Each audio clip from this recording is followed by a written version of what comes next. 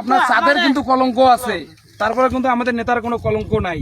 আর তুহিন ভাই কিন্তু এখন পর্যন্ত এমপি হইতে পারে নাই। ফেব্রুয়ারির 5 তারিখ কিন্তু ভোট, আর আমরা কিন্তু বিগত 17 বছরে কাউকে কোনো ভোট দিবার পারছি? ভোট কিন্তু কাউই দিবার পাই নাই।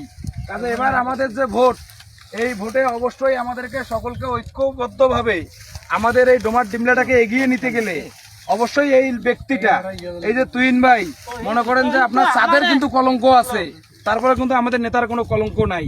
আর তুহিন ভাই কিন্তু এখন পর্যন্ত এমপি হইতে পারে নাই। তারপরও বিগত 31 বছরে উনি যত উন্নয়ন করছে এগুলা কিন্তু বলার বাইরে। অনেকে কিন্তু এমপি হয়ে এই কাজগুলা করে নাই, যার বাস্তব একটা প্রমাণ আপনারা যদি দেখতে চান, বিগত 7 মাসে কিন্তু উনি 150 কোটি টাকার উপরে বরাদ্দ নিয়ে আসছে। অথচ আপনারা খবর নিয়ে দেখেন, আমি কোনো প্রার্থীকে ছোট করব না, অনেক প্রার্থী কিন্তু একটা খুঁটিও কোথাও গাড়ে নাই। গাইছে কি আপনার চোখে দেখার মতো দেখছেন যে একটা প্রার্থী এসে ওই জায়গায় একটা খুঁটি বিসমিল্লাহকে গাইছে, গাড়ে নাই। কিন্তু তারা এখন অস্ত্র হিসেবে কি ব্যবহার করেছে? বেহেশতের টিকিট।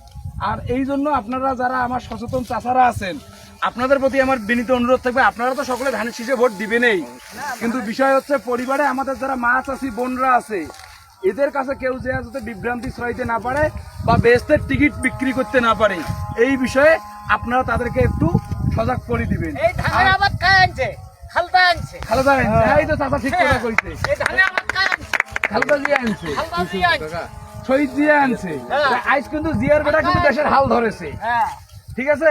উনি কিন্তু এমনও বীজ নিয়ে আসতেছে, আজকে কিন্তু আপনি হিসাব করলে দেখবেন কি যে আমার একটা লোকের 3টা বেটা, বুড়া বেটা যদি মনে করেন যে একটা বেটা বাড়ির থাকলে 2টা বেটা বাড়ি করে দিবার লাগেছে, এই বাড়ি 2টা করে দিবার যায় কিন্তু জমি আটে যাচ্ছে, তাইছে না?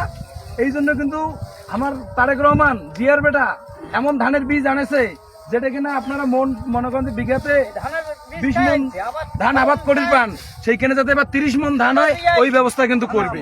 কাজের বিষয় যেটা হচ্ছে যে আপনারা অবশ্যই অবশ্যই অবশ্যই আপনাদের প্রতি এটা আমার বিনীত অনুরোধ থাকিল ভাই, এই সেন্টারটা যাতে আমরা তুহিন সাহেব ওই যে ঘোষণা দিছে যে প্রথম কড়ির পাইলে পুরস্কার দিবে, তোমার কাছে মোর খালি একটাই দাবি ছোঁয়া হিসাবে তোমরা যাতে পুরস্কারটা নিবার পারো। তা আমরা আশাবাদী তো যে আমরা পুরস্কার নিতে পাবো,